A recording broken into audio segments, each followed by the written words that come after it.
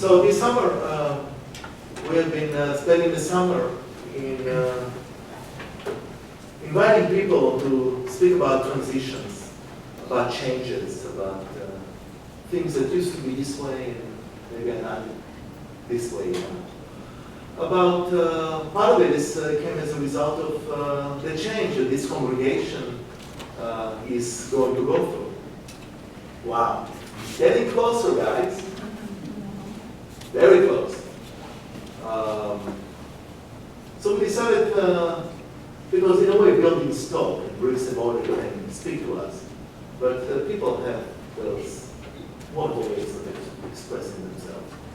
So tonight I'd like to invite Janey Dann to come and share with us her narrative.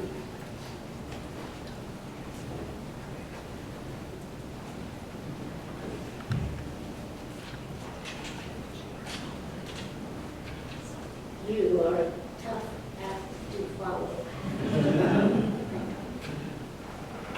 Well, transitions. We're born, we die, and in between, we attend schools. We may get married, we may have and raise children. We find ourselves empty nested, pursue careers, we volunteer, yada, yada, yada. So I phoned Rabbi Azrael to suggest that he replace me as a speaker.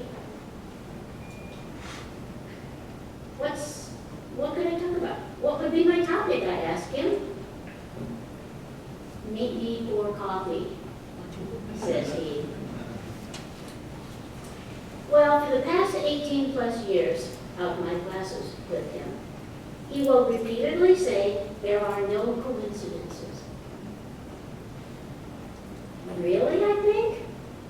You don't live my life.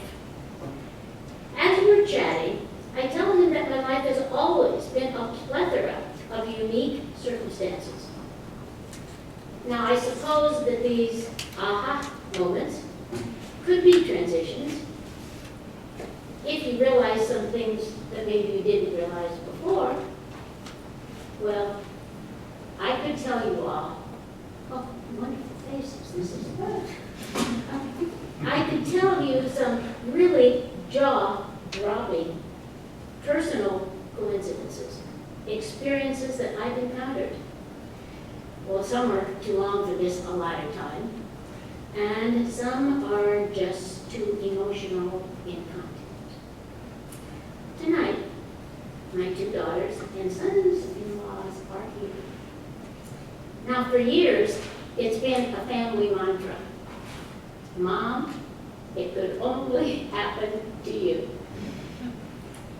So first, let me describe my inclusion into the Dann family for the past 57 years. My in-laws had 4 children. Then, each one of us had 4 children. My in-laws did experience some financial reversals. There wasn't a monetary means to leave us, but they did leave a beautiful written will of legacies in the will. This is a family built on unconditional love and the lucky number 4. And then they requested that we have a family reunion every 4 years. So we have. And we do. And for the past 20 years since their deaths, we have fulfilled their wish with an attendance of 40 some immediate family members at every 4th year reunion. Now, I also always refer to my mother-in-law as a saint. She was. She died on February 14th. St. Valentine's Day. Meant to be. Next, I purchased this bracelet in Omaha at an art gallery. I fell in love with it, didn't need it, but I had to have it. In fact, I had to own it. 4 years later, we are down in Santa Fe, New Mexico, and a woman approached me on a restaurant porch. "Oh, I see you're wearing a bracelet from my collection," she said. Of course, I had to ask her if she had a story to share about this bracelet. "Oh, yes," she said. "Of all the choices that you could have made, this one piece spoke to you personally." Okay. She said she found the stones in Peru, and that the Incas have many origins and beliefs surrounding the stones, etc., that they unearthed. Well, of course, I'm looking extremely skeptical at this remarkable occurrence on the porch in Santa Fe, when she launched into, "Now you see the dragon's body." The dragon? It's an open circle. So you must be a very open, verbal, and curious person with much energy. And those two buttons. Now, the silver represents males, and the brass represents females. Actually, she said, in even numbers of 2 and 2. Yes, I'm thinking, we have 2 daughters and 2 sons. Ooh. And then she continues, "Those continual brass threads that circle the base represent a very long-term relationship." Well, Jerry and I just did have our 57th wedding anniversary. I stood there, and I could just imagine our kids saying, "Mom, it could only happen to you."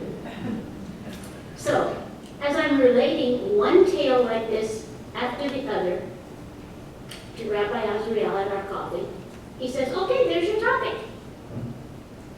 Then I tell him what just happened to me 5 minutes before our coffee.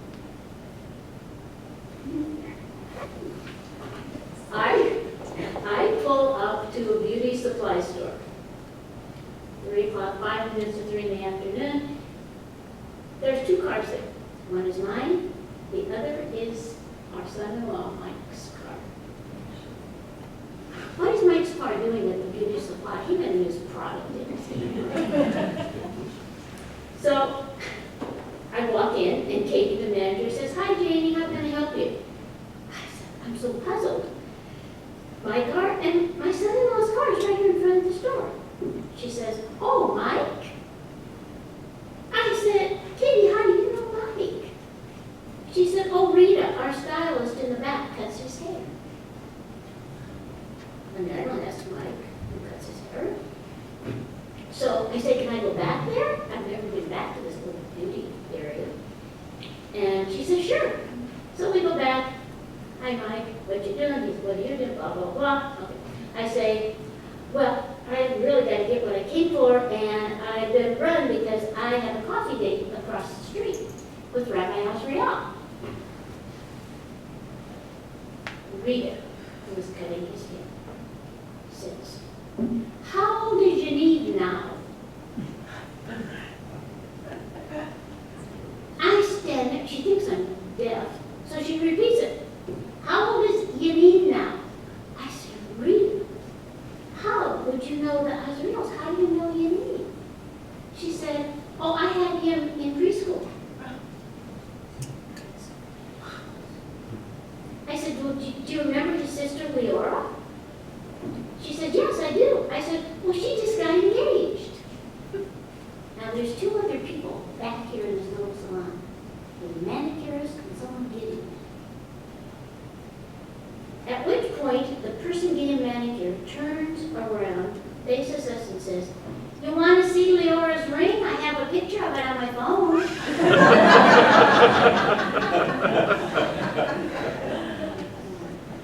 One stylist, one manicurist, 1 day, 1 hour. another accidental sequence of events that have this relationship. Mom, it could only have to be you. So, Bashir, I always interpreted the word Bashir as meant to be. So, are there really no coincidences? Well, today is my 77th birthday, July 19th. My beloved mom died just a few hours before my birthday. 12 years later, my daddy died on the Shabbat that we were here in Temple to say Kaddish for Mom. So both yahrzeits are on the same weekend in July. And so every year as I celebrate my birthday, I say Kaddish for them, as I celebrate their lives and the life they gave to me.